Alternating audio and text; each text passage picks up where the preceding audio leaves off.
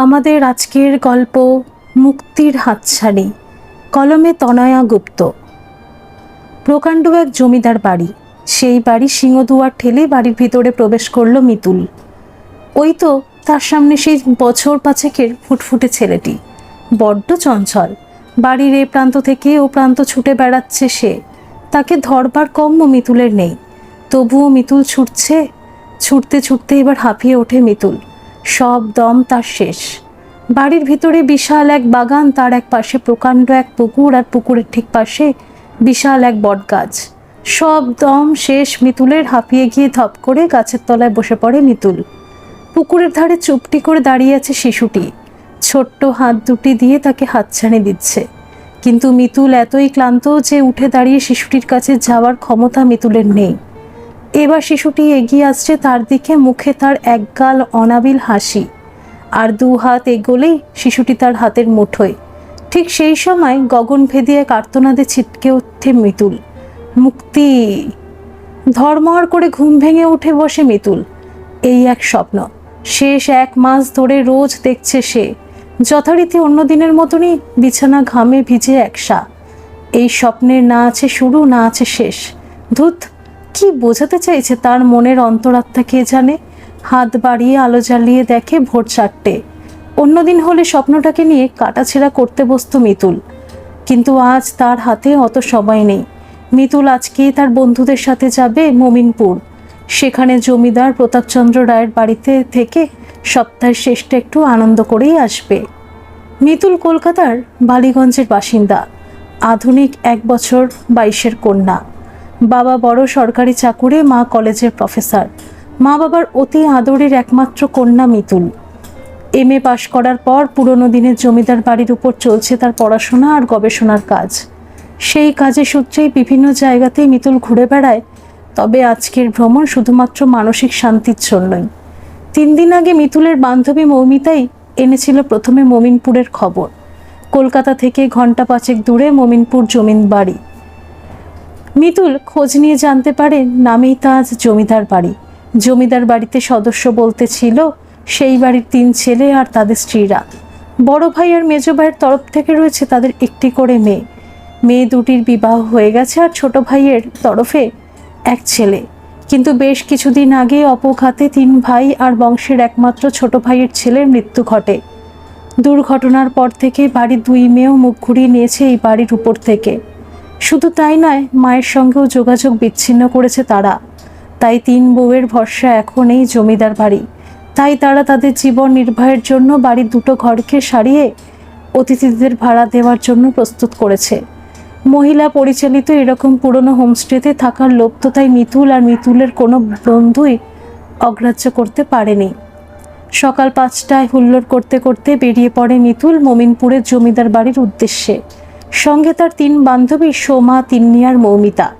নিজেদের গাড়িতে যেতে যেতে সকালের ঠান্ডা হাওয়াতে যেন সারা মাসের সব ক্লান্তি দূর হয়ে যায় মিতুল আর তার বন্ধুদের। মুক্তি! বিধাতা মনে হয় উপর থেকে অলক্ষ্যে হাসতে থাকেন। তখন কি মিতুল জানতো এই মুক্তি তাকে কিভাবে জড়িয়ে ফেলবে নাগপাশের মতন? সেখান থেকে সহজে মিলবে না তার পরম আকাঙ্ক্ষিত মুক্তি। হাইওয়ের উপর দিয়ে গাড়ি চলতে চলতে কখন যেন চোখ লেগে গেছে মিতুলের। চোখ বন্ধ অবস্থায় সে দেখতে পাচ্ছে সেই তার স্বপ্নে দেখা ছোট্ট শিশুটিকে, যে তাকে হাত বাড়িয়ে ডাকছে। কিন্তু মিতুল যত এগোচ্ছে তত যেন ক্রমশ সরে যাচ্ছে শিশুটি। ক্যাচ! গাড়ির চাকার বিকট শব্দে তন্দ্রা কেটে যায় মিতুলের। মিতুল দেখে সে দাঁড়িয়ে বিশাল এক বাড়ির সামনে। গাড়ি থেকে মিতুল আর তার বন্ধুরা নেমে আর ভাঙতে ভাঙতে দেখে সামনে দাঁড়িয়ে আছে এক বয়স্ক সুন্দরী মহিলা আর একজন ধুতি পাঞ্জাবি পরা বয়স্ক মানুষ। আসুন আসুন, রাস্তায় আসতে আপনাদের কোনো অসুবিধা হয়নি তো? নমস্কার, আমি এই বাড়ির মেজগিনী নমিতা দেবী, আর ইনি হলেন এই বাড়ির ম্যানেজার বাবু সুখদেব মুখুজ্জে। আসুন আপনারা। অবাক চোখে বাড়িটির দিকে তাকিয়ে থাকে মিতুল। বাড়িটি যেন তার কত দিনের চেনা। 2 পা এগোতেই চমকে ওঠে মিতুল। আরে, এই তো সেই তার স্বপ্নে দেখা সিংহদুয়ার। বাড়ির ভিতরে প্রবেশ করতে তার স্বপ্নের দৃশ্যগুলো একে একে সামনে চলে আসে। সেই পুকুর ঘাট, সেই বটগাছ। হতবিহ্বল হয়ে হাঁ করে দাঁড়িয়ে থাকে মিতুল। হুঁশ ফেরে বন্ধুদের ডাকে, কিরে চল মিতুল, তুই তো আটকে গেলি। বাড়ির অন্দরে প্রবেশ করার পর কিছুটা স্বাভাবিক হয় মিতুল, কারণ এরপর তার স্বপ্ন যে থমকে যায়। বাড়ির অন্দর তার একেবারে অপরিচিত। আসুন আপনারা সিঁড়ি দিয়ে দোতলায়। নমিতা দেবী তাদের নিয়ে চলে দোতলায়। দোতলায় দুটো ঘরকে সারিয়ে আমরা এই অতিথিশালায় গড়ে তুলেছি। সিঁড়ি দিয়ে উঠে ডান দিকে গেলে দুটি ঘর পরপর, আর বাদিকে তিনটি ঘরে আমরা তিনজা থাকি। আর আমাদের ঘরের উল্টো দিকের ঘর সব তালাবন্ধ হয়ে পড়ে আছে। এক সময় এই বাড়ি গমগম করতো, আর আজ সবাই ফাঁকা। আর বাড়ির নিচে থাকেন ম্যানেজার বাবু আর বাড়ির অন্যান্য চাকর বাকররা। একদমেই বলে ওঠেন নমিতা দেবী, বাবা কি বড় বাড়ি আপনাদের। মৌমিতা অবাক বিস্ময় বলে ওঠে, হ্যাঁ সে আপনি বলতেই পারেন, প্রায় 200 বছরের পুরনো এই বাড়ি। সংরক্ষণ করার জন্য বলতে পারেন এই অতিথি আপ্যায়নের ব্যবস্থা। কথা বলতে বলতে নমিতা দেবী দ্বিতীয় ঘরটির দিকে এগিয়ে যান। নিচু হয়ে তালা খুলতে যাবেন, সেই সময় অদ্ভুতভাবে মিতুল চিৎকার করে ওঠে, না না, আপনি আমাদের প্রথম ঘরটি দিন, ওই ঘরটি না। সবাই চমকে ওঠে মিতুলের এই অস্বাভাবিক ব্যবহারে। মিতুল তৎক্ষণাৎ নিজেকে সামলে বলে ওঠে, না মানে আমরা তো 4 জন আছি, তাই চোখের আন্দাজে মনে হলো প্রথম ঘরটি বড় হবে। তাই যদি আপনাদের কোনো আপত্তি না থাকে। না না, আপত্তি থাকবে কেন? আপনারা হলেন অতিথি, আপনাদের পছন্দের কথাটা সবার আগে তো আমাদের মাথায় রাখতে হবে। এই বলেই নমিতা দেবী প্রথম ঘরের দরজাটা খুলে দেন তিনি। বাহ, বেশ খোলামেলা বড় একটি ঘর, হাত পা ছড়িয়ে থাকতে পারবে তারা। কিন্তু মিতুল নিজের ব্যবহারে নিজেই অবাক হয় খানিকটা। কি আছে দ্বিতীয় ঘরটিতে, যার জন্য সেই ঘরটিতে থাকতে অস্বীকার করে? আর সে জানলই বা কি করে তারা আজকে এই বাড়িতে প্রথম? তাদের কাছে তো সব ঘরই সমান। কিন্তু কেন যেন এই ঘরটা নিয়ে কু ঢেকে উঠল মিতুলের মনে। আপনারা তাহলে বিশ্রাম করুন, আমি দেখি আপনাদের দুপুরের খাবারের ব্যবস্থা কতদূর হলো। এই বলেই নমিতা দেবী সিঁড়ির দিকে এগিয়ে গেলেন। ঘরে ঢুকে হাত পা ছুঁড়ে 4 বন্ধু এলিয়ে পড়ল নরম গদিওয়ালা পালঙ্কে। অর্থনৈতিক অবস্থা পড়তের দিকে হলো ভালোই রক্ষণাবেক্ষণ করেছেন জমিদার গিন্নিরা। এতটা রাস্তা আসার ধকলে সবাই একটু ঝিমিয়েই পড়েছে। সোমা আর তিন্নি কানে হেডফোন গুঁজে চোখ বন্ধ করে গান শুনতে ব্যস্ত। আর মৌমিতা খুব সুখী মানুষ। তোরা চান টান করে তৈরি হ, আমি এই সুযোগে একটু গড়িয়েই নিই বলে মৌমিতা খাটে শুয়ে পড়ে। সবাই বিশ্রাম নেওয়ার জন্য যখন প্রস্তুত, সেই সুযোগে মিতুল বেরিয়ে আসে বারান্দাতে। হঠাৎ মিতুল শুনতে পায় ছোট্ট ছোট্ট পায়ের আওয়াজ, কেউ যেন ছুটোছুটি করছে কাছে কোথাও। মিতুল এগিয়ে যায় শব্দটাকে লক্ষ্য করে। হঠাৎ মিতুল খেয়াল করে একটি ছোট্ট শিশু বল হাতে দৌড়ে বেড়াচ্ছে তার থেকে কয়েক হাত দূরে। অস্থির হয়ে ওঠে মিতুল, মুখটা তাকে দেখতেই হবে, তাকে জানতেই হবে তার স্বপ্নে দেখা শিশুটি আর এই শিশুটি এক কিনা। ছুটে যায় মিতুল শিশুটির দিকে, কিন্তু শিশুটিও ছুটছে এই ঘর ওই ঘর, সব ঘরের মধ্যে দিয়ে ছুটে বেড়াচ্ছে সে। মিতুল জোরে ডেকে ওঠে, এই তুমি শুনছো? মিতুলের গলার আওয়াজ পেয়ে ঘুরে তাকায় শিশুটি। চমকে ওঠে মিতুল, তার স্বপ্নের নায়ককে যেন কয়েক হাতের মধ্যেই পেয়ে যায় সে। কিন্তু কি রাগ শিশুটির চোখে মুখে! ওইটুকু শিশুর একই অভিব্যক্তি! এক ঝলক দেখে বুকের ভিতরটা ছাত করে ওঠে মিতুলের। কিন্তু বাচ্চাটি দাঁড়িয়ে আছে যেখানে, সেখানে তার সামনে একটা মস্ত দেওয়াল। এবার তো তোমায় ধরা দিতেই হবে। মিতুল হাত বাড়িয়ে বাচ্চাটির কাজ স্পর্শ করতে যাবে। পিছন থেকে এক পুরুষ কণ্ঠ, এ কি আপনি এখানে? চমকে ওঠে মিতুল, পিছন ফিরে দেখে সুখদেব বাবু। না মানে এই শিশুটিকে? শিশু? কার কথা বলছেন আপনি? কোথায় শিশু? চমকে উঠে সামনে তাকিয়ে মিতুল দেখে কোথায় কি, সামনে দেয়ালটার মধ্যে যেন অদৃশ্য হয়ে গেছে শিশুটি। কিন্তু গেল কোথায়? আর তো কোনো রাস্তা নেই ডান দিকে বা বাম দিকে। কোথায় শিশু পেলেন আপনি? শিশু আর এই বাড়িতে? হায় ভগবান! চলুন চলুন, মা ঠাকুররা খাবার সাজিয়ে আপনাদের জন্য বসে আছেন। আসুন, আপনি আমার পিছন পিছন। আপনি নতুন এই বাড়িতে, যেখানে সেখানে চলে যাবেন না। এত বড় বাড়িতে পথ হারিয়ে ফেলবেন। মিতুল মুখ নিচু করে সুখদেব বাবুকে অনুসরণ করে চলে আসে একতলায় খাবারের জায়গাটিতে। আপনি বসুন, গল্প করুন, আমি গিয়ে বরং আপনাদের বন্ধুদের নিয়ে আসি। মনটা খচখচ করতে থাকে মিতুলের। হচ্ছেটা কি? তার সাথে বাচ্চাটি কোথায় গেল? কোথায়? আর এই বাচ্চাটাই বা কে? কেনই বা 1 মাস ধরে শিশুটি তার স্বপ্নে আসছে? তাহলে সবটাই কি তার মনের ভুল? পরক্ষণেই সামলে নেয় সে নিজেকে। আসুন আপনি। মিতুল দেখে রান্নাঘরে নমিতা দেবী, আর তার সাথে আর একজন বয়স্ক মহিলা আর একজন কম বয়সী মহিলা। নমিতা দেবী আলাপ করিতেন, ইনি হলেন আমার বড় যা সুমিত্রা দেবী, আর ইনি আমার ছোট যা ঝিলিক, আর ইনি হলেন আমাদের অতিথি মিতুল। ঝিলিক দেখল তিনজনের মধ্যে নমিতা দেবী যা কথা বলে চলেছেন, সুমিত্রা দেবী একদৃষ্টে তার দিকে তাকিয়ে আছেন। আর সবচেয়ে বড় কথা, উনি হুইল চেয়ারে আবদ্ধ, আর ছোট বউ ঝিলিক রান্নাঘরেই ব্যস্ত। মিতুলের উপস্থিতি যেন চোখেই পড়ছে না তার। বড়ই অদ্ভুত তাদের ব্যবহার। নমিতা দেবী বলেই চলেছেন তার কথা, তার পরিবারের কথা, কিন্তু বড্ড বেশি সময় নিচ্ছে না তিন্নিরা? এতক্ষণে তো তাদের চলে আসার কথা। কিছুক্ষণ পরে রান্নাঘরে ঢোকে তার বাকি 3 বন্ধু, পিছন পিছন সুখদেব বাবু, মুখে তার মুচকি হাসি। কিন্তু এ কি, তিন্নিরা যেন মিতুলকে এখানে দেখে ভূত দেখার মতো চমকে ওঠে। মিতুল বুঝতে পারে না তাকে দেখে চমকাবার মতন কি ঘটল। নমিতা দেবী আর ঝিলিক মিলে খাবার পরিবেশন করতে থাকে। কাঁসার বাসনে পরিবেশন, কত রকমের রান্না করেছেন তারা। পুরনো দিনের আদব কায়দা সত্যি তাদের মুগ্ধ করল। মিতুল খেতে খেতে সব লক্ষ্য করতে থাকে। ঝিলিক যেন বড়ই চুপচাপ, তবে কি যেন আছে তার দুটো চোখে। ক্রূরতায় ভরা যেন সেই চোখ, অথচ মুখে কোনো প্রকাশ নেই। সুমিতা দেবী এখনো চুপচাপ, যেন তার কোনো মতামত নেই। এই বিশ্ব সংসারে যা হচ্ছে হোক, সবই তিনি মেনে নিয়েছেন। নমিতা দেবী বলেই চলেছেন বাড়ির চাকর বাকররা রান্নাতে সাহায্য করে ঠিকই, কিন্তু সব রান্নাই করা ছোট মানে ঝিলিকের হাতে। আর সত্যি, তাদেরও স্বীকার করতে দ্বিধা নেই, অপূর্ব সেই রান্না। কিন্তু তিনি সোমাদের আবার হলোটা কি, বড্ড চুপচাপ হয়ে গেছে যেন তারা। এমন সময় সুখদেব বাবু বলে ওঠেন, আপনারা তাহলে খেয়ে নিন, বিকেলে আমি আপনাদের গ্রামটা ঘুরিয়ে দেখিয়ে দেব। তবে একটা কথা, এই বাড়ির অন্য কোনো দিকে যাবেন না আপনারা। বুঝতেই পারছেন, এত পুরনো বাড়ি, সব দিক তো সংস্কার করে ওঠা হয়নি, তাই বিপদ হতে পারে। বিশেষ করে দোতলা থেকে যে সিঁড়িটা ছাদে চলে গেছে, সেটা দিয়ে তো ছাদে যাবেনই না, কারণ ছাদের কার্নিশ ভাঙা। বলা তো যায় না। বলেই হে হে করে হেসে ওঠেন তিনি। না না, আমরা কোথাও যাব না, বিকেল 5টা নাগাদ আমরা তৈরি থাকবো, গ্রাম দেখব বলে মৌমিতা বলে ওঠে।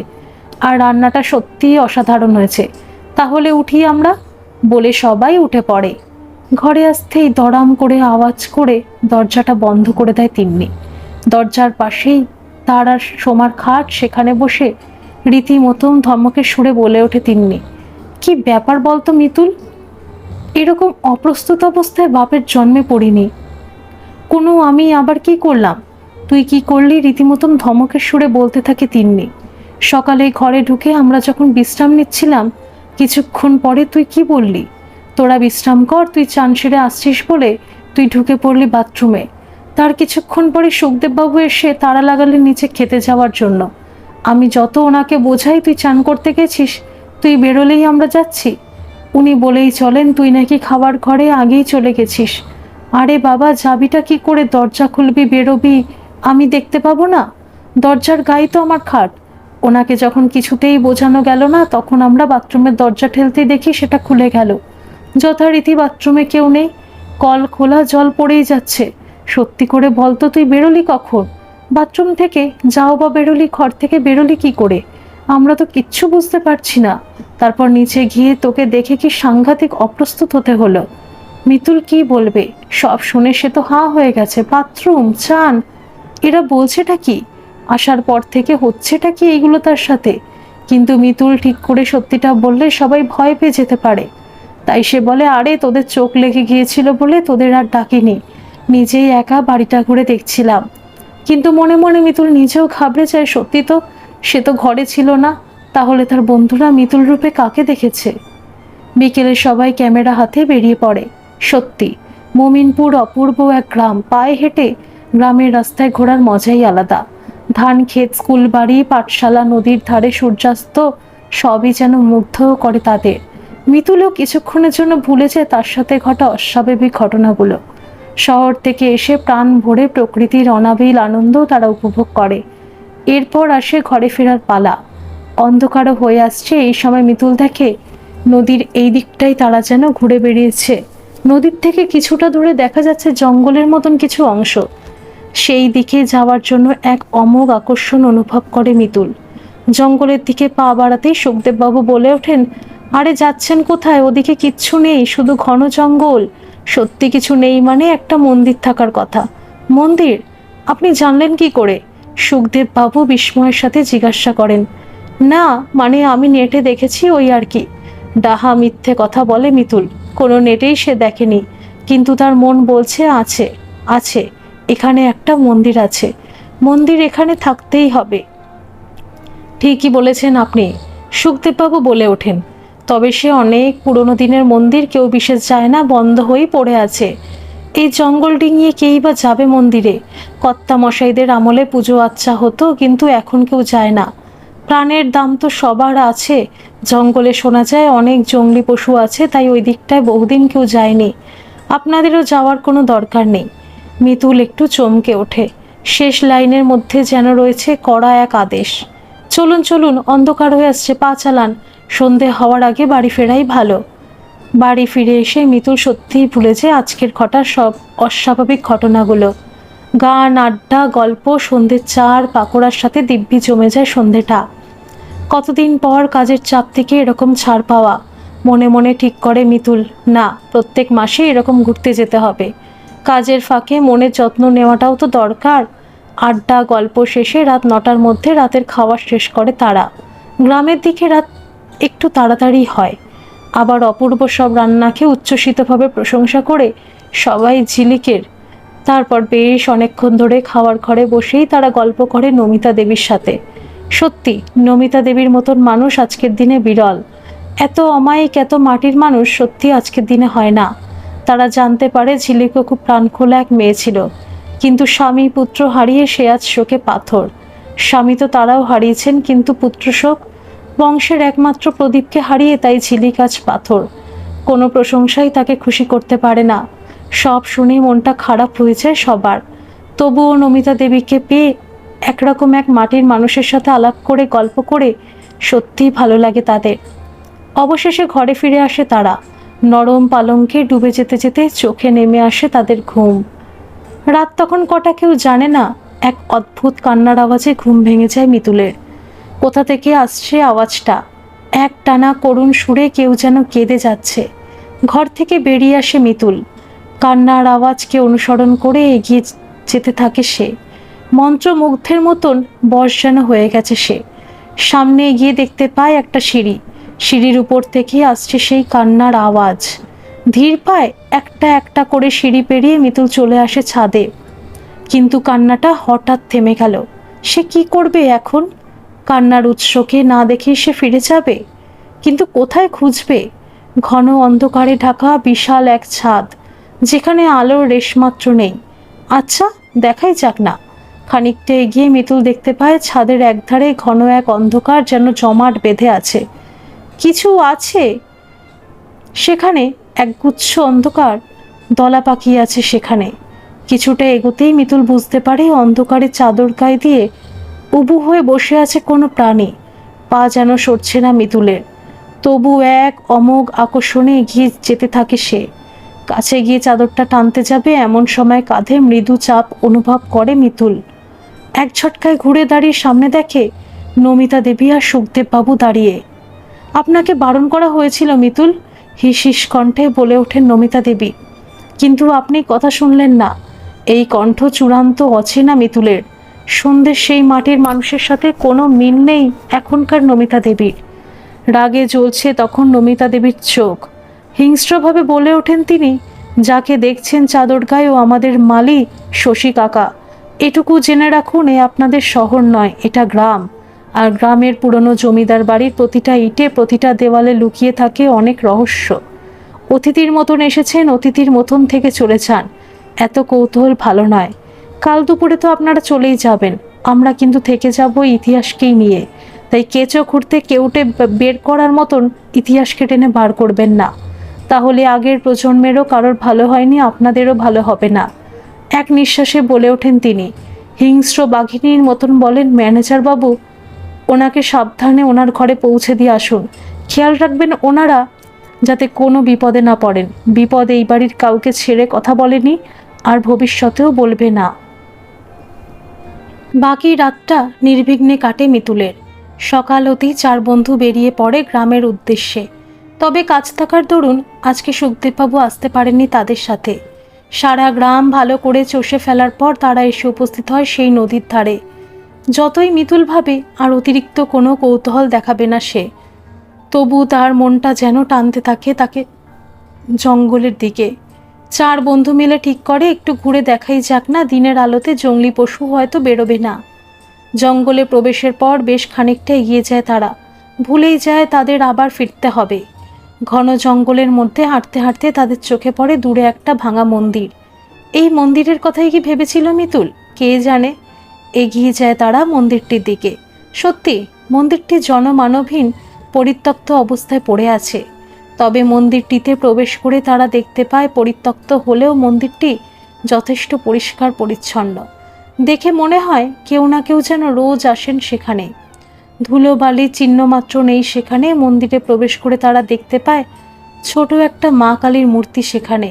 আর কি সুন্দর করে পুজো দেওয়া হয়েছে মাকে। জবা ফুল দিয়ে সাজানো মাকে অপূর্ব লাগছে। সবাই দেখে মন্ত্রমুগ্ধ হয়ে যায়। প্রণাম করে মন্দির থেকে বেরোতে যাবে এমন সময় তারা দেখে সামনে দাঁড়িয়ে আছেন 6 ফুটের উপর লম্বা সৌম্যকান্তি এক বয়স্ক মানুষ। পরনে তার গৌরীয় বসন। দেখেই বোঝা যায় এই মন্দিরের পুরোহিত তিনি। ওনাকে দেখে প্রণাম করতে এগিয়ে গেলে উনি বলে ওঠেন, কি করছো কি তোমরা? মায়ের সামনে প্রণাম করতে নেই? তারপর এক দৃষ্টিতে তাকিয়ে থাকেন তিনি মিতুলের দিকে, যেন মিতুলের মধ্যেই কাউকে খুঁজছেন তিনি। মিতুলেরও যেন ভীষণ চেনা মনে হয় মানুষটিকে, কিন্তু সে তো আগে কখনো দেখেনি মানুষটিকে। কিছুক্ষণ পর গমগমে গলায় তিনি বলে ওঠেন, এসেছিস মা, তুই এসেছিস? আমি জানতাম তুই আসবি। তোর হাতেই যে আছে তার মুক্তি। তুই তো পারিস মুক্তি দিতে তাকে। কাকে মুক্তি দেওয়ার কথা বলছেন বাবা? আমি তো কিছুই বুঝতে পারছি না। কি তুই জানিস না? তবে থাক, যেদিন নিজে তুই অনুভব করবি তার অস্তিত্ব, যেদিন তুই নিজে জানতে চাইবি তার কথা, যেদিন তুই চাইবি তার মুক্তি হোক, সেদিন আসিস। আমি সব রকমভাবে সাহায্য করব তোকে, কিন্তু আজ নয়। আজ তোরা যা, এখন থেকে আমার ধ্যানের সময় হয়ে গেছে। বলে তিনি সোজা চলে যান মার কাছে। কিছুক্ষণ হতভম্ব হয়ে দাঁড়িয়ে থাকে তার চারজন। তারপর তারা বুঝতে পারে এখানে আর কিছু হওয়ার নেই, তাই তারা সোজা চলে আসে জমিদার বাড়িতে। কালকের ঘটনার পর থেকে বাড়িটা যেন থমথম করছে। সকালে উঠে যদিও মিতুল তার বন্ধুদের কাল রাতের কথা জানিয়েছিল, তবু তার মনের ভিতরে খচখচানিটা রয়েই গেছে। গম্ভীরভাবে দুপুরের খাওয়া দাওয়া শেষ করে কলকাতার উদ্দেশ্যে বেরিয়ে পড়ে তারা। সমস্ত সময় সুখদেববাবু তদারকি করলেও সকাল থেকে একবারের জন্য নমিতা দেবীর দেখা পাওয়া গেল না। কালকের ঘটনা পুরোপুরি পাল্টে দিয়েছে সব ঘটনাকে। দিন কাটতে থাকে, মাস ঘুরে যায়, মিতুলের কিন্তু স্বপ্ন দেখা থেমে থাকে না। দিনের বেলাটা কাজের মধ্যে কেটে যায়, তার রাত হলেই ঘুমের মধ্যে চলে আসে সেই ছোট্ট শিশুটি। এখন আরও অনেক স্পষ্ট তার অবয়ব। সে যেন দুহাত ধরে তাকে ডাকতে চায়। শিশুটি যেন কাছে পেতে চায় তাকে, আদর চায়, খেলতে চায়। এক অদ্ভুত সম্পর্কে জড়িয়ে পড়ে মিতুল শিশুটির সাথে। ক্রমশ মিতুলের মনে হতে থাকে কোনো মতে দিন কেটে যায়, যেন রাত আসে। অদ্ভুত এক শান্তি পায় সে শিশুটিকে নিয়ে। এ যেন এক অদ্ভুত জগতে পৌঁছে যায় সে। মিতুলের যেন এখন দুটো পৃথিবী, কিন্তু এইভাবে কি চলতে পারে? একদিন স্বপ্নে দেখে শিশুটি কাঁদছে, আর কাঁদতে কাঁদতে বলছে, আমি জানি তুই আসবি না আমার কাছে, কিন্তু কেন? আমি তো রোজ আসি তোর কাছে, তুই তো আসিস না। আমি বুঝে গেছি তুই আসবি না। ঠিক আছে, এবার থেকে আমিও আর আসবো না তোর কাছে। ধড়মড় করে উঠে বসে মিতুলে। কি স্বপ্ন দেখলো সে? কোনো মতে সারাদিন কাটায়, অপেক্ষা করতে থাকে কখন রাত হবে। কিন্তু না, সত্যি তো একদিন দুদিন করে 7 দিন কেটে যায়। কই, আর তো শিশুটি আসে না তার স্বপ্নে, আর তো দেখা পায় না তার। স্বপ্ন হলেও কি ভীষণভাবে জড়িয়ে পড়েছে সেই শিশুটির সাথে। কিন্তু এখন সে কি করবে? মিতুল বুঝতে পারে সব রহস্য লুকিয়ে আছে মমিনপুরে, তাই তাকে আবার যেতে হবে সেখানে। তবে এবার একা, একদম একা। খুব সহজ ছিল না সেই পথ। নতুন করে মমিনপুরে যাওয়া, জমিদার বাড়িতে থাকার জন্য তাদের রাজি করানো, সবই ছিল বড়ই কঠিন। কিন্তু এক অদম্য জেদ যেন চেপে বসেছিল মিতুলের। তাই শেষ পর্যন্ত তার গবেষণার কারণ দেখিয়ে 7 দিনের জন্য থাকার অনুমতি সে জোগাড় করে ফেলে। তবে সে কথা দেয় আগের বারের মতন অনর্থক কৌতূহল সে দেখাবে না, নিজের কাজ নিয়েই সে ব্যস্ত থাকবে। আর মমিনপুরের জমিদার গিন্নিরাও মোটা টাকার লোভ অগ্রাহ্য করতেও পারল না। অবশেষে মিতুলের গন্তব্য হলো মমিনপুর। মমিনপুরে এসে সত্যি 4টে দিন তার নির্বিঘ্নে কেটে গেল। মিতুল এবার প্রথম ঘরটিতে থাকার সিদ্ধান্ত নেয়। মুখে বলে, আগের বার তো এই ঘরে থেকেছি, এবার না হয় নতুন ঘরে থাকার মজা নিই। মিতুলকে না করেননি নমিতা দেবী, নিজের হাতেই খুলে দিয়েছেন তিনি ঘর। তবে ওই এক শর্ত, কোনো কৌতূহল দেখানো যাবে না। দেখায়ওনি কৌতূহল মিতুল। সে নিজের কাজ নিয়ে গ্রামবাসীদের সাথে বাড়ির ইতিহাস অন্যান্য তথ্য জোগাড় করে এগিয়ে রাখছে তার গবেষণার কাজকে। নতুন করে কোনো অস্বাভাবিক ঘটনার সম্মুখীন হয়নি মিতুল। নতুন ঘরটি খুবই সাধারণ ছোট একটা ঘর। ঘরের মাঝখানে একটা বিশাল পালঙ্ক, পালঙ্কটি বড়ই সুন্দর। মেহগনি কাঠের কাজ করা অপূর্ব এক পালঙ্ক, যা সত্যি আজকের দিনে বিরল।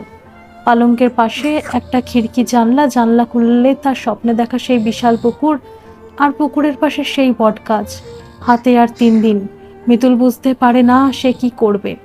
না শিশুটি তার স্বপ্নে আসে, না সেই বাড়িতে। আজ অমাবস্যার রাত, ঘন অন্ধকার ঢেকেছে সারা গ্রাম। তাড়াতাড়ি খাওয়া দাওয়া করেই মিতুল শুতে চলে আসে। আজ যেন খুব বেশি করে মনে পড়ছে তার কথা, তার কচি মুখ, কচি কচি 2টি হাত। ভাবতে ভাবতে ঘুমিয়ে পড়ে মিতুল। হঠাৎ ঘুম ভেঙে যায় মিতুলের। রাত তখন কত বোঝার উপায় নেই। বাইরে বিদ্যুৎ চমকাচ্ছে, অঝোরে বৃষ্টি পড়ছে তখন। গায়ের চাদরটা টেনে একপাশ ফিরে শুয়ে আছে মিতুল। কিন্তু ঘরে কিছু একটা অস্তিত্বের কথা অনুভব করে মিতুল। তার মনে হয় বিশাল এই পালঙ্কে সে আজ আর একা নয়, কেউ একজন আছে তার খাটে। ভয়ে গুটিয়ে যায় মিতুল, পাশ ফিরে দেখার সাহস তার হয় না তার। হঠাৎ একটা ঠান্ডা হাত এসে পড়ে তার গায়ে। ভয় চিৎকার করে ধড়মড় করে উঠে বসে মিতুল। তখনই দেখতে পায় খাট থেকে অন্ধকারের এক দলা যেন লাফিয়ে নামে খাট থেকে। নেমেই জানলার কাছে গিয়ে সোজা ঝাঁপ মারে দোতলা থেকে নিচে। চিৎকার করে ওঠে মিতুল। বাইরে বিদ্যুতের ঝলকানির আলোতে এক ঝলক দেখতে পায় মিতুল, এই তো সেই শিশু। জানলার কাছে তাড়াতাড়ি চলে আসে মিতুল, দেখে বাচ্চাটি পুকুরের পাড়ে দাঁড়িয়ে। অঝোরে বৃষ্টির মধ্যে একা দাঁড়িয়ে সে। তারপরে ঝুপ করে একটা আওয়াজ, ভারী কিছু জলে পড়ে যাওয়ার আওয়াজ। মিতুল বুঝতে পারে পুকুরের জলে কেউ পড়ে গেছে, ঠেলে ফেলে দেওয়া হয়েছে কাউকে। অথচ পুকুরের পাড়ে দাঁড়িয়ে শিশুটি জানলার দিকে তাকিয়ে হেসে যাচ্ছে। বাঁচাতেই হবে, যে জলে পড়ে গেছে তাকে বাঁচাতে হবে। দৌড়ে সিঁড়ি দিয়ে নিচে নেমে পুকুরের পাড়ে চলে আসে মিতুল। শিশুটির তখন অসীম ক্ষমতায় এক লাফে সে চলে যায় বটগাছটার কাছে। দূর থেকে মিতুল দেখে বৃষ্টির মধ্যে একটা নারী শরীর ঝুলছে সেই গাছ থেকে, আর শিশুটি দাঁড়িয়ে আছে সেই ঝুলন্ত দেহটার পায়ের কাছে। অমাবস্যার সেই ঘন অন্ধকার ভেদ করে অট্টহাসিতে ফেটে পড়ে গোটা বাড়ির। উপরের দিকে তাকিয়ে দেখে ছাদে ভাঙা কার্নিশের উপর দিয়ে চাদর গায়ে হেঁটে চলেছেন শশী কাকা, আর তারই হাসি ছড়িয়ে পড়েছে সারা জমিদার বাড়িতে। সামনে শিশুটি আর একটা ঝুলন্ত দেহ, উপরের সমূহ। বিপদ, যে কোনো সময় বৃষ্টিতে পিছল কার্নিশ থেকে পড়ে গেলে নিশ্চিত মৃত্যু। এবার কি করবে মিতুল? মিতুল এটুকু বুঝতে পারে, ছাদের উপরের মানুষটি শশী কাকা জীবিত মানুষ, কিন্তু দূরের শিশুটি এবং ঝুলন্ত নারীর শরীর কেউ তারা জীবিত নয়। তাই এক মুহূর্তে সিদ্ধান্ত নেয় মিতুল, যে বেঁচে আছে তার কাছে যাওয়াটাই বুদ্ধিমানের। এক ছুটে ছাদে গিয়ে কোনো মতে শশী কাকার হাত দুটো ধরে তাকে নিচে নামায় মিতুল। মিতুলকে দেখে তিনি বলে ওঠে, অভিশাপ, অভিশাপ। বোঝাই যাচ্ছে সম্পূর্ণ অপকৃতস্থ অবস্থায় রয়েছেন তিনি। মিতুল ধীরে ধীরে নিচে নিয়ে আসেন তাকে, নিজের ঘরে এনে খাটে বসান। শশী কাকা তখনও বলতে থাকেন, অভিশাপ, সব ধ্বংস হয়ে যাবে। যে পারে বাঁচাতে সেই তো আজ নেই। কে পারে কাকা বাঁচাতে বলুন আপনি? তাকে দেখে তখন তা কাকা একবার কাঁদছে, একবার হাসছে। মিতুল বুঝতে পারে ওনার কাছ থেকে কিছুই জানা যাবে না। মিতুলও বোঝে রহস্যের সমাধান কেউ যদি করতে পারে তাহলে সেই মন্দিরের বাবা, তার কাছে তাকে যেতে হবে। তিনি জানেন সব কিছু, তার কাছেই লুকিয়ে আছে সব রহস্যের চাবিকাঠি। সকাল হতেই মিতুল রওনা হয় মন্দিরের উদ্দেশ্যে। মন্দিরে পৌঁছে মিতুল দেখে মন্দিরের সামনে ধ্যানমগ্ন হয়ে বসে আছেন সেই বাবা।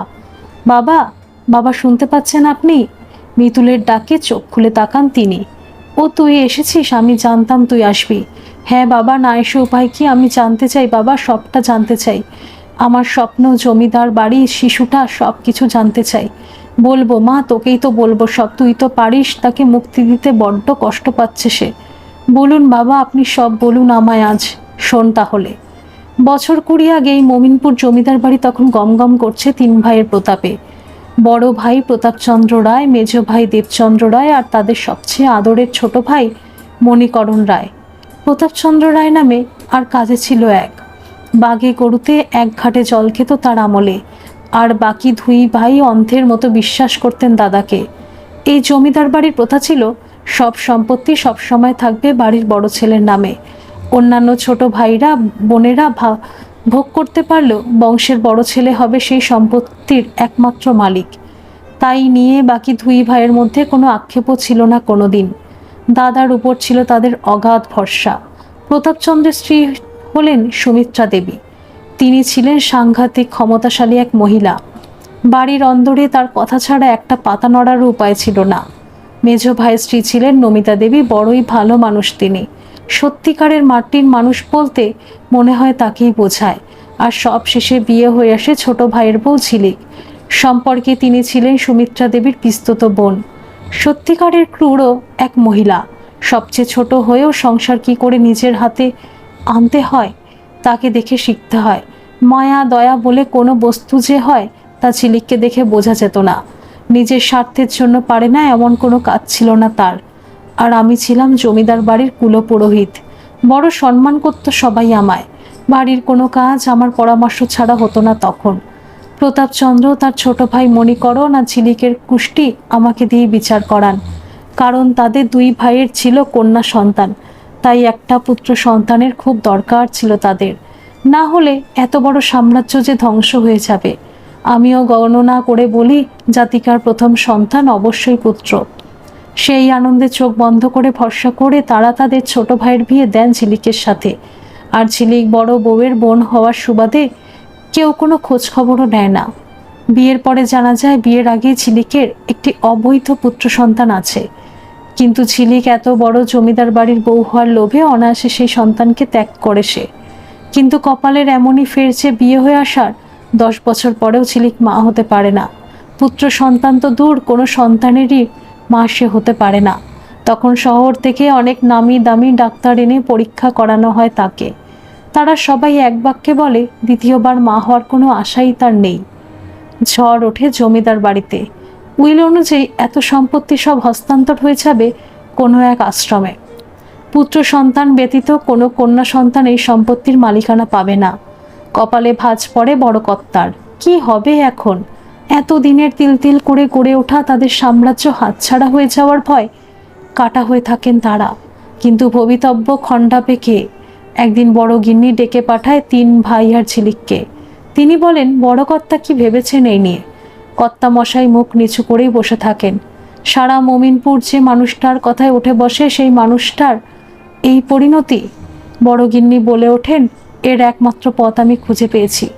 কি সেই পথ? সবাই উদ্গ্রীব হয়ে জানতে চায়। আমাদের বাড়ির মালিক শশী কাকার স্ত্রী মিনু সন্তান সম্ভবা সবে 2 সপ্তাহ হয়েছে তার। এখন উপায় হলো মিনু আর ঝিলিককে বাড়ির দোতলার ঘরে 9 মাস ধরে রেখে দেওয়া। তাদের সব কাজ করব আমি আর মেজো। তারপর মিনু সন্তান জন্ম দিলে সারা মমিনপুর জানবে ঝিলিকের সন্তান হয়েছে আর মিনু মৃত্যু সন্তান প্রসব করেছে। শশী কাকা এই বাড়ির অনেক পুরনো লোক। তাছাড়া তাদের আরও 2টি সন্তান আছে। আজকে এই পরিবারের জন্য শশী কাকা এটুকু করবেনই। আর তাছাড়া তাদের চোখের সামনে বড় হবে তাদের 3য় সন্তান। আর সেই সন্তান যদি পুত্র হয়, সব সম্পত্তির মালিক হবে সে। তবে একটাই শর্ত, এই কথা কাকা আর আমরা ছাড়া আর কেউ জানবে না। বাইরের সমস্ত পৃথিবীর কাছে সে হবে ঝিলিকের সন্তান। যথারীতি বড় গিন্নির কথা মতন সবটা হয়। ঝিলিক আর মিনুকে রাখা হয় দোতলার ঘরে। শশী কাকা আর মিনু রাজি হয়ে যায়, তবে তা সম্পত্তির কারণে নয়। তাদের কাছে আনুগত্য শেষ কথা। শশী কাকারা 4 পুরুষ ধরে নুন খেয়েছেন এই পরিবারের, তাই এই পরিবারের কথা তারা ফেলতে পারে না। যথারীতি 9 মাস পরে মিনু জন্ম দেয় এক ফুটফুটে পুত্র সন্তানের। জমিদার বাড়িতে আনন্দের বন্যা বয়ে যায়। কথা মতন গ্রামের সবাই জানতে পারে জমিদার বাড়িতে পুত্র সন্তান আগমন আর মিনুর মৃত সন্তান প্রসবের কথা। সন্তানের নাম রাখা হয় রুদ্রপ্রসাদ রায়। 6 মাস পর ধুমধাম করে মুখে ভাত হয় তার। আর তার কয়েক মাস পর ডাক পড়ে আমার। তাদের অন্তর্মহলে, যদিও তাদের এই গোপন কাজের সাক্ষী ছিলাম আমি প্রথম থেকেই। তবু সেদিন অতি গোপনে আইনত রুদ্র হয়ে যায় মণিকরণ আর ঝিলিকের সন্তান। এছাড়া মমিনপুর জমিদার বাড়ির সব সম্পদ চলে আসে রুদ্রর নামে। 18 বছর বয়স হলে মমিনপুরের সব সম্পদের মালিক হবে রুদ্র। সেদিন ঝিলিকের চোখে মা হওয়ার থেকেও সমস্ত সম্পদের অধিকারিণী হওয়ার আনন্দ ছিল বেশি। নিজের রক্তের সন্তানকে ত্যাগ করেও এসেও করুণার পাত্রী হয়েছিল সে। সবই তো ছিল ভাসুরের নামে। আজ তার ছেলের নামে সব সম্পত্তি। সত্যিকারের রায়বাড়ির মালকিন সে আজ। তবে রুদ্রকে প্রাণের চেয়েও ভালোবাসত মণিকরণ আর ঝিলিক। কোনো কিছুর অভাব রাখেনি তার। মুখ থেকে ফোটার আগে হাজির হয়ে যেত জিনিস। আদরে আদরে ভরে রাখত তারা রুদ্রকে। রুদ্র ছিল এই বাড়ির সবার চোখের মণি, বুকের পাঁজর। মা বাবা ছাড়াও জেঠু জেঠিমার কাছেই মানুষ হতো সে। 10 হাত দিয়ে আগলে রাখত বাড়ির সবাই। আর রুদ্রকে একটু একটু করে বড় হতে দেখল শশী কাকা আর মিনু। চোখের সামনে তাদের ছেলের এত ভালোবাসা, এত যত্ন মুগ্ধ করত তাদেরও। তারাও যথেষ্ট আদর যত্ন করত রুদ্রবাবুকে। তাতে জমিদার গিন্নিরা কোনোদিনও বাধাও দেয়নি। কিন্তু এক শর্ত, মুখ খোলা যাবে না। খোলেওনি তারা মুখ। চরম সত্যিটাকে, তাদের সন্তানের ভবিষ্যতের কথা ভেবে আর এই বাড়ির ভালোর কথা ভেবে মনের মণিকঠায় তালাচাবি মেরে রেখেছিল তারা। কিন্তু মানুষ ভাবে এক আর হয় আরেক। ভগবান মনে হয় এবার অন্য এক খেলায় মেতে উঠলেন। বছর ঘুরতে থাকে, রুদ্র বড় হয়ে উঠতে থাকে। সারা বাড়িতে দাপিয়ে বেড়ায় সে। সকলের চোখের মণি হয়ে থাকে রুদ্র। 2 বছর পরের ঘটনা, জমিদার বাড়িতে আবার খুশির জোয়ার। 12 বছর পর এবার সত্যিকারের মা হতে চলেছে ঝিলিক। এই ঘটনা সত্যিই অভূতপূর্ব। সব ডাক্তারদের ভুল প্রমাণ করে সত্যি সত্যি এক পুত্র সন্তানের জন্ম দেয় ঝিলিক। জমিদার বাড়ি থেকে তার নাম রাখা হয় সূর্য প্রতাপ রায়। 2 ভাই একসাথে বড় হয়ে উঠতে থাকে, একসাথে খাওয়া দাওয়া, একসাথে ঘুম, একসাথে খেলাধুলো। খুব মিল 2 ভাইয়ের। শশী কাকা আর মিনু 2 ভাইকেই সমান যত্ন করতে থাকে।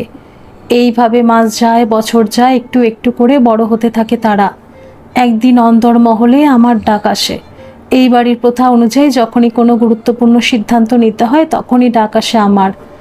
অন্তর্মহলে পৌঁছে দেখি সেখানে আগে থেকে উপস্থিত আছেন 3 ভাই, সুমিত্রা দেবী আর ঝিলিক। আমি পৌঁছতেই যথেষ্ট সম্মান দিয়ে তারা আমাকে ভিতরে নিয়ে যায়।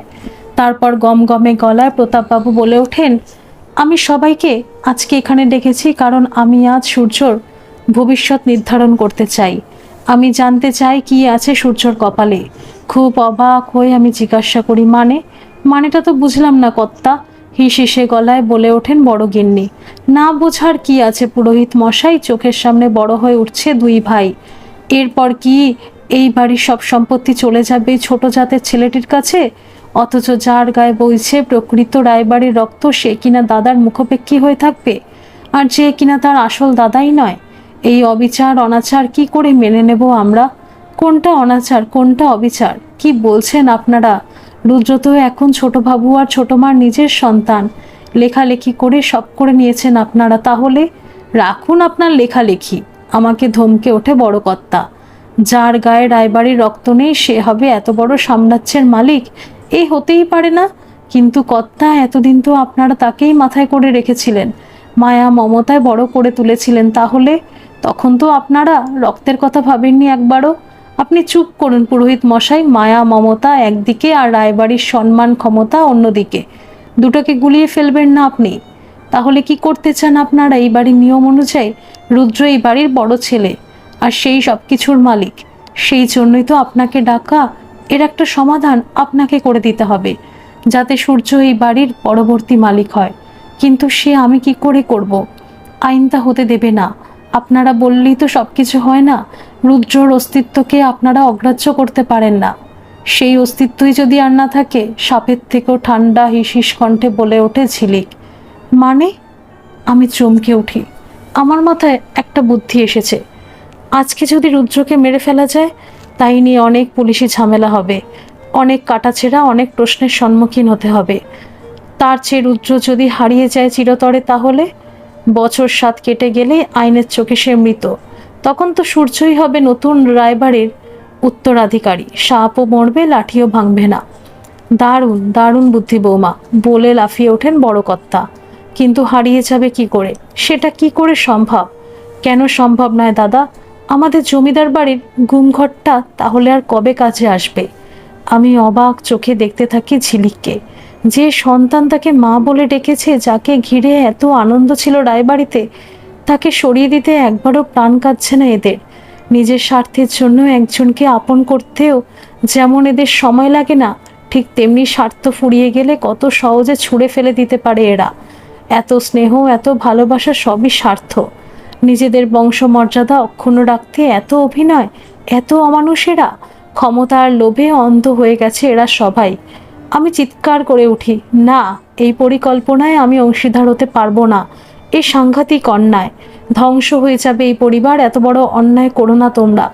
ঠান্ডা গলায় প্রতাপচন্দ্র বলে ওঠেন, এটাই হবে, এটাই। আর আপনি যেহেতু সব জেনে গেছেন, তাই আপনার জন্য হবে অন্য ব্যবস্থা। আপনার ঘর সংসার বলে তো কিচ্ছু নেই। আজ থেকে আপনি জঙ্গলের দিকে যে কালীমার মন্দির আছেন, আপনি হবেন সেই মন্দিরের পুরোহিত। গ্রামে যেন আপনার মুখ আমরা কখনো দেখতে না পাই। নেহাত আপনি এতদিনের মানুষ, আর আমরা আপনাকে যথেষ্ট সম্মান করি। তাই মেরে তো ফেলতে পারবে না আপনাকে, তবে সরে যেতে হবে আপনাকে। আর আপনার খাওয়া দাওয়া, পুজোর সামগ্রী নিয়মিত পৌঁছে যাবে এই বাড়ি থেকে আপনার কাছে। তবে খবরদার, জঙ্গলের মন্দিরের বাইরে পা রাখলে সেদিনই হবে আপনার শেষ দিন। যা দেখলেন, যা বুঝলেন সব ভুলে যান। পুজো আচ্চা নিয়ে থাকুন, আপনিও ভালো থাকবেন, আমরাও ভালো থাকবো। সেদিনই ছিল আমার রায়বাড়িতে শেষ দিন। তারপর দ্রুত ঘটে যেতে থাকে নানান ঘটনা। খেলতে খেলতে বাড়ির চৌহদ্দি থেকে হঠাৎ একদিন উধাও হয়ে যায় রুদ্র। সারা বাড়ি অনেক খোঁজাখুঁজি চলে, পুলিশ আসে, পুকুরে জাল ফেলা হয়, কিন্তু রুদ্রর আর খোঁজ পাওয়া যায় না। কর্পূরের মতন উবে গেছে যেন সে। ঝিলিকের কান্নায় রায়বাড়ির পরম শত্রুও চোখের জল ফেলে। শুধু সবটা জেনে পাথর হয়ে যেতে হয় আমাকে। রায়বাড়িতে তখন শুধুই কান্না।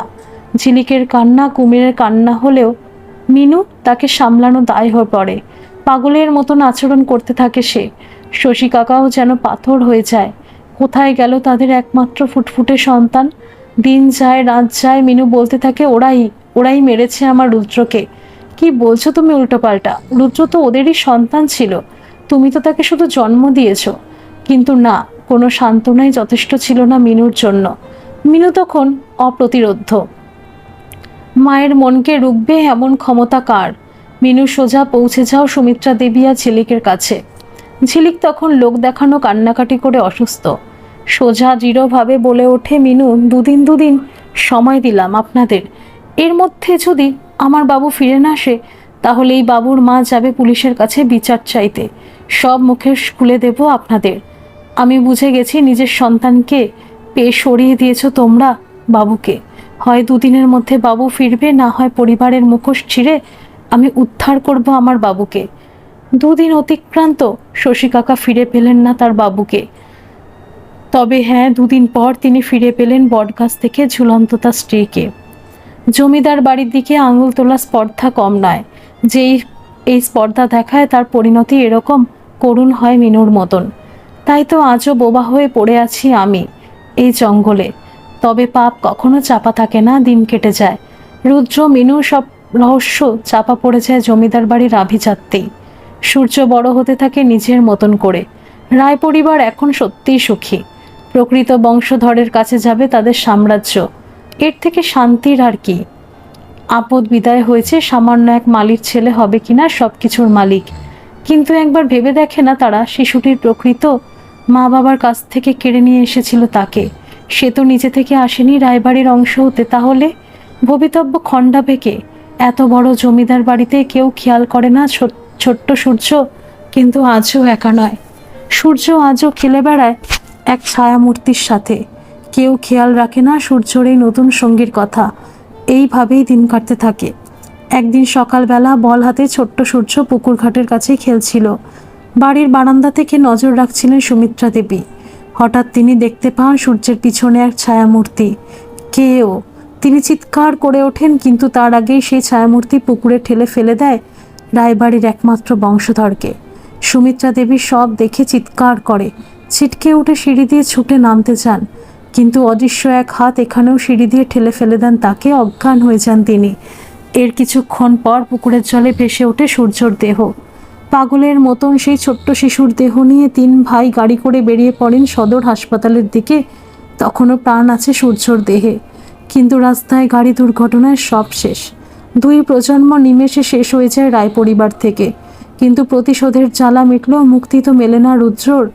পুরোহিত মশাই বলে ওঠেন, না আর নয়, আজ তো রুদ্রর মা ফিরে এসেছে, এবার সত্যিকারের মুক্তি ঘটবে রুদ্রর। রুদ্রর মা? তিনি কে বাবা? অবাক হয়ে প্রশ্ন করে মিতুল। কে তিনি এখনো বুঝতে পারিসনি মা? রুদ্রর মা যে তুই। আগের জন্মে তুই তো ছিলি রুদ্রর প্রকৃত মা, তাই তো তোর স্বপ্নে রোজ আসে রুদ্র। তোর হাতেই তো রয়েছে তার মুক্তি। তোর গলার কাছে জুড়ে যেমন রয়েছে পোড়া দাগ, ঠিক সেরকম মিনুরও তো তাই ছিল রে। তাই তো তুই স্বপ্নে তোর ছেলে, জমিদার বাড়ি সব দেখতে পাস বারবার। যা মা, এবার তুই মুক্তি দে তোর ছেলেকে, বড্ড কষ্ট পাচ্ছে সে। কিন্তু বাবা, আমি জানবো কি করে ঘুম ঘরের কথা? কোথায় সেই ঘর? শোন মা, যে ঘরে এখন তুই আছিস সেই ঘরের পালঙ্কর তলাতেই আছে জমিদার বাড়ির ঘুমঘর। ওখানেই আটকে আছে ছোট্ট রুদ্রর অতৃপ্ত আত্মা। তুই পারিস তাকে মুক্তি দিতে। শশী কাকাকে নিয়ে আজ রাতে তুই যাবি সেখানে, আর তার হাতে বেঁধে দিবি আমার এই মন্ত্রপুত তাবিজ, তবেই মুক্তি ঘটবে তার। বাড়ি ফিরে আসে মিতুল। তার আগে লোকাল থানায় জানিয়ে আসে মিতুল। কাল সকালে পুলিশ যেন রায়বাড়িতে আসে। এখন শুধু রাতের অপেক্ষা। সবার ঘুমের একবার জানাজানি হয়ে গেলে ঘাড় ধাক্কা দিয়ে বের করে দেবে তাকে। মুক্তি অধরা থেকে যাবে তার। তা কি করে হয়? সে যে মা, তার চোখে না দেখা সন্তানের কষ্ট সে কি করে সহ্য করবে? যেভাবে হোক আজ রাতেই হবে তার না দেখা সন্তানের মুক্তি। গভীর রাতে পা টিপে টিপে বেরিয়ে আসে মিতুল শশী কাকার ঘরের কাছে। শশী কাকাকে সঙ্গে করে নিয়ে আসে মিতুল তার ঘরে। দরজাটা বন্ধ করে দেয় সন্তর্পণে। এরপর গায়ের যত জোর আছে সব জোর লাগিয়ে ঠেলতে থাকে পালঙ্কটাকে। একটু একটু করে সরিয়ে দেয়ালের কাছে নিয়ে যায় পালঙ্কটাকে। ঠিক তখনই তার নজরে আসে একটা ছোট্ট হাতল দেওয়া দরজা, যা মেঝের উপর রয়েছে। পালঙ্কটা থাকায় এতদিন চোখে পড়েনি। এক ঝটকায় হাতল টেনে খুলে ফেলে সেই দরজা। সেই দরজা দিয়ে সোজা নিচে নেমে গেছে একটা সিঁড়ি। সিঁড়ি দিয়ে শশী কাকা আর মিতুল ধীরে ধীরে নিচে নেমে আসে। এই সেই জমিদার বাড়ির গুমঘর। মিতুলের হাতে মোমবাতি জ্বালাতে চোখে পড়ে একটি ছোট্ট শিশুর কঙ্কাল। কি নৃশংসভাবে জীবন্ত অবস্থায় আটকে খুন করা হয়েছে তাকে। শশী কাকা ছুটে যায় কঙ্কালটার কাছে। মিতুলও এগিয়ে যায় কঙ্কালটার দিকে। কঙ্কালটার হাড়ের উপর বেঁধে দেয় তাবিজটা। সঙ্গে সঙ্গে ছোট্ট শিশুর হাসিতে ভরে ওঠে সেই গুমঘর। বাবুরে, মুক্তি বলে লুটিয়ে পড়ে কঙ্কালটার উপর শশী কাকা। মিতুল দেখতে পায় কঙ্কালটার থেকে জমাট বাঁধা একটা ধোঁয়া বেরিয়ে পড়ে সারা বাড়িতে। অজ্ঞান হয়ে লুটিয়ে পড়ে মিতুল। সেই পুকুর পাড়, সেই বটগাছের কাছে পোড়ানোর ব্যবস্থা করা হয়েছে শশী কাকা আর তার ছেলেকে। অজ্ঞান হয়ে লুটিয়ে পড়ার পর মিতুল আর কিচ্ছু জানে না। শুধু জানে পুলিশ এসে উদ্ধার করেছে তাদের। গ্রেপ্তার করা হয়েছে সুমিত্রা দেবী আর ঝিলিককে। শশী কাকা আর তার ছেলে রুদ্রকে আগুন দিয়ে মিতুল দূরে দাঁড়িয়ে থাকে। দূরে আকাশে যেন ফুটে ওঠে রুদ্র সেই ছোট্ট মুখখানি। সেই প্রথম দিনের মতন হাসি মাখার ছোট্ট সেই মুখ। আকাশ থেকে মুক্তির হাসি হাসছে সে।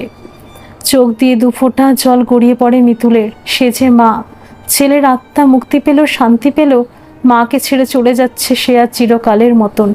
এবার শান্তিতে থাক তুই সোনা, তোর বাবার কাছে। এর চেয়ে বেশি কী বা চাইতে পারে একজন মা।